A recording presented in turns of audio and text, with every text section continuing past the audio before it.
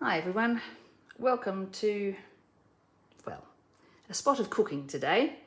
I'm going to make something that I call the Horse Creek Slice, mostly because I learnt it many years ago when I was in Halls Creek, which is in the northwestern part of WA. But I've modified the recipe somewhat because it had a ton of sugar in it, and I've also modified it so that it's gluten-free and dairy-free, so that anybody, well, mostly everybody, can eat it. Okay, look, it's not something that you want to eat all the time because it is quite, it's not exactly for a diet. But hey, we are heading toward the festive season, so I thought, look, let's give it a go. The first thing you need to do is you need to preheat your oven to about 180 degrees. I'll put it somewhere, whatever that is in Fahrenheit. And you need a reasonable sized bowl. Now the thing about this recipe is that it's very easily multipliable, but today I'm going to do everything with 2 cups, and you'll see what I mean. The first thing I want to do is to make it with gluten-free flour. So I have here some gluten-free plain flour, and I'm only going to use 1 cup of this and also 1 cup of rice flour. Right, so in total the volume is 2 cups, obviously, and I've mixed it around here, and we just put it in the bowl and take your spatula and mix it around. The next thing to do is to add the coconut. So whatever amount of flour you have the equal amount of coconut. So I've got 2 cups of gluten-free flour and rice flour all together, and we now have 2 cups of desiccated coconut. You can use the threaded stuff if you like. It's a very forgiving recipe. The next thing we want to do is to make sure that our cake actually rises. So both of the gluten-free flour is plain, and the rice flour obviously doesn't have any raising agent in it either. So we want to have, if it's 2 cups, we need 2 teaspoons, thereabouts. Like I said, it's a very forgiving recipe. We add that in next. So that's basically most of our dry ingredients. And it is important that you do it in this order, right? So next thing is the dried fruit. Now in here I have a mixture of cranberries, that time of the year, and some sultanas. But basically you can use whatever dried fruit that you would like.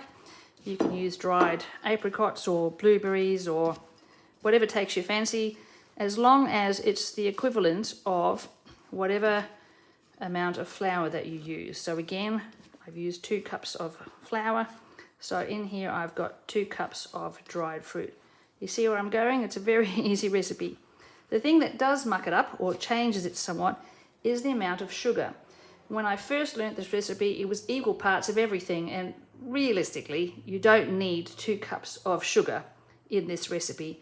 So here I have just less than 1 cup of sugar, and that'll do.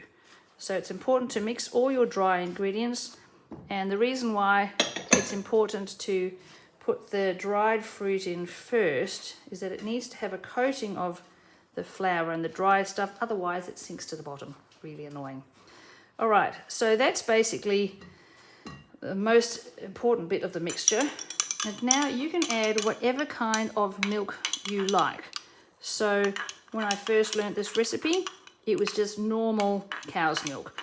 But for people with allergies or intolerances, you can use whatever. And if you're vegan, this is basically a vegan recipe now.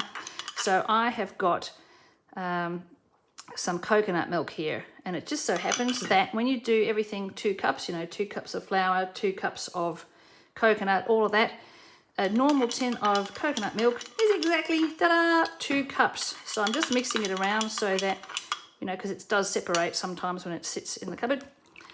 So you plonk it in there and mix it so that all the dry ingredients are dampened. You don't have to beat the heck out of it. You can just basically use a wooden spoon, or like here with this rubber spatula. It's very useful. And you just mix it around very easily like so. The other thing I've done, I've preheated the oven, and I've got myself a handy dandy baking dish. It just so happens to be this nice one that's from IKEA, and I have pre-greased it, this time just with a bit of olive oil, but if you can use whatever. So you can use some vegan butter or some real butter if you like, whatever takes your fancy. But at the moment, this is going to be gluten-free and vegan, so this is going to be good. All right, so now you can see that I've mixed up all the dried ingredients, and now what we do is we just pop it into the dish.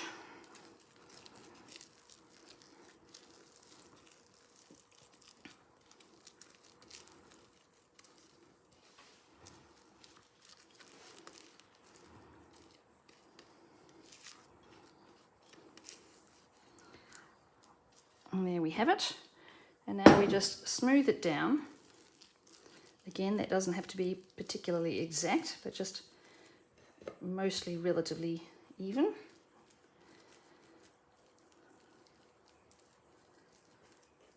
All right, and now we pop it into the oven.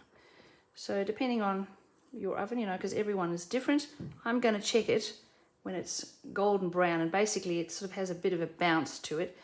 I'm going to check it in about 20 minutes and then see how we go. All right, back shortly.